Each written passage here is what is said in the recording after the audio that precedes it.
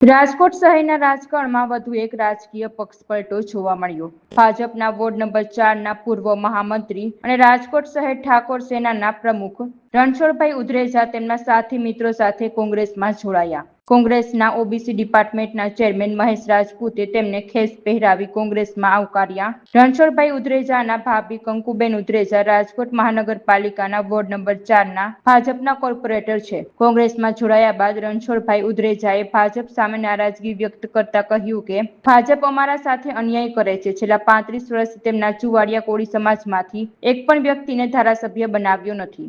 સૌપ્રથમ તો કોંગ્રેસ છે, ભાજપ છે ને, ભાજપે અમારા સમાજને ખાસ કરીને સૌરાષ્ટ્રમાં ચુવાડિયા ઠાકોર સમાજને 35 વર્ષ થયા ખાલી મત જ લીધા છે। અમે 35 વર્ષથી ભાજપમાં જોડાયેલા છે, અમારો સમાજ આખો ભાજપમાં વળેલો છે, પણ અત્યાર સુધીમાં અમારા સમાજનો એક પણ ધારાસભ્ય સૌરાષ્ટ્રમાં નથી આપ્યો કે ન્યાય નથી ક્યાંય સંગઠનમાં કે ક્યાંય સારું સ્થાન કોઈને આપ્યું છે।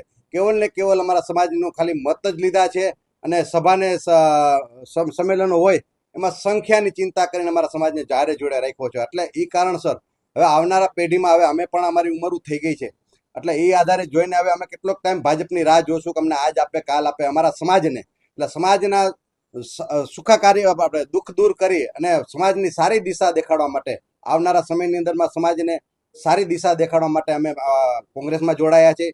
અને ભાજપમાં રહી અને રાજા બનવા કરતા અને ગરીબોના ઘરથી બેઘર કરી અને ગરીબોનું લોહી ચૂસવા કરતા કોંગ્રેસમાં રહીને ભીખ માગવી સારી, ગરીબો માટે દુઃખ અને આહુડા લુખવા સારા, એવું હું સમજુ છું। સાહેબ, સમાજની વસ્તી ગણતરી પ્રમાણમાં જાતિ આધારિત જનગણના પ્રમાણમાં સૌને પ્રભુત્વ મળવું, જેમ સૌરાષ્ટ્રમાં અમારી પેટા જ્ઞાતિ હોય છે, ચુવાડિયા, તળપદા, ઘેડિયા, એવી રીતે પેટા જ્ઞાતિ હોય છે। એમાં હરેક સમાજની હરોળમાં અમારો સમાજ જ છે ચુવાડિયા, પણ ચુવાડિયા સમાજને સૌરાષ્ટ્રમાં એક ટિકિટ આપવામાં નથી આવી, નથી કે પદ કે હોદ્દા કોઈ વસ્તુ આપવામાં નથી આવી। એના કારણસર અમે આવનારા સમયમાં એક સંમેલન બોલાવશે ને એમાં સમાજ બધું જોડાશે। અત્યારે તો અમે મુખ્ય આગેવાનોથી જ અમે જોડાયા છીએ, આવનારા સમયમાં અમે એ તમને વેલા બધું કંઈક ને કંઈક મહેશભાઈને આશીર્વાદથી અમે કંઈક ને કંઈક કરશું। એ કહેશું તમને જે કાંઈ ઉપરથી સૂચના મળે ને કેવી રીતે કાર્ય ઓલા થશું એવી રીતે કંઈક ને કંઈક ગોઠવણી કરશે અમે।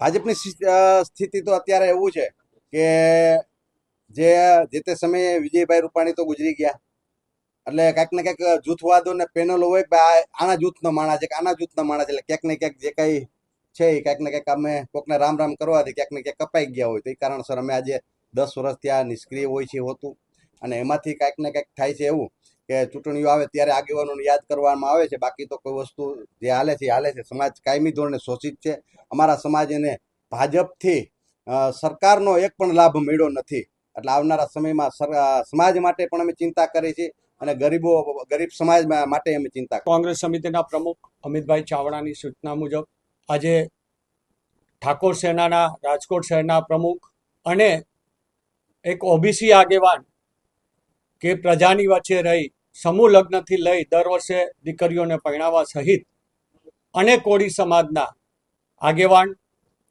હાલના વોર્ડ નંબર 4ના કોર્પોરેટર કંકુબેન ઉદરેજાના દેહ રણછોડભાઈ ઉદરેજા અને તેમના સાથી મિત્રો સાથે આજે કોંગ્રેસમાં પ્રવેશ લઈ રહ્યા છે અને આજે એમને પ્રવેશ દેવામાં આવ્યો છે।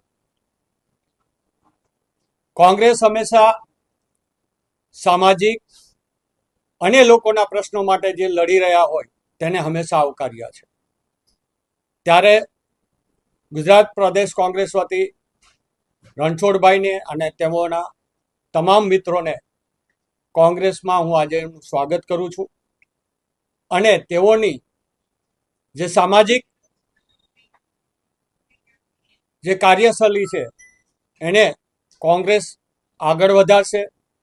લોકોના પ્રશ્નો સાથે રણછોડભાઈ હંમેશા રહ્યા છે અને આગળ પણ કોંગ્રેસની સાથે જોડાઈ અને લોકોના કાર્ય કરશે। તે હેતુસર આજે ફરીથી હું કોંગ્રેસ વતી તેઓનું સ્વાગત કરું છું। આગળના દિવસોમાં આ જ રીતે જે ભાજપના અન્યાયથી અને આજે જે રીતે આ દેશની અંદર માહોલ થઈ રહ્યો છે, જે આપણા બાળકોનું ભવિષ્ય આજે અંધકારમય થઈ રહ્યું છે, ત્યારે લોકો હવે ધીમે ધીમે ભાજપનો અસલી ચહેરો છે એ જાણી ગયા છે અને આગલું ભવિષ્ય આપણા બાળકોનું શું હોવું જોઈએ અને એ કોણ આ દેશનું અને બાળકોનું ભવિષ્ય કરી શકે તેને ધ્યાનમાં રાખીને કોંગ્રેસમાં જોડાઈ રહ્યા છે. અને આપના માધ્યમ દ્વારા ગુજરાતના તમામ લોકોને અમે આહવાન કરીએ છીએ કે દેશના હિત માટે જેમ ગાંધીજી, સરદાર વલ્લભભાઈ પટેલ જે રીતે લડ્યા હતા, નહેરુજી, એ જ રીતે આપણે સૌએ ફરીથી આપણા દેશને બચાવવા માટે સાથે મળીને લડવાનું રહેશે. ત્યારે અમો આપ સૌનું સ્વાગત કરવા માંગીએ છીએ જે આ દેશના હિત માટે કાર્ય કરવા માંગે છે તેઓ.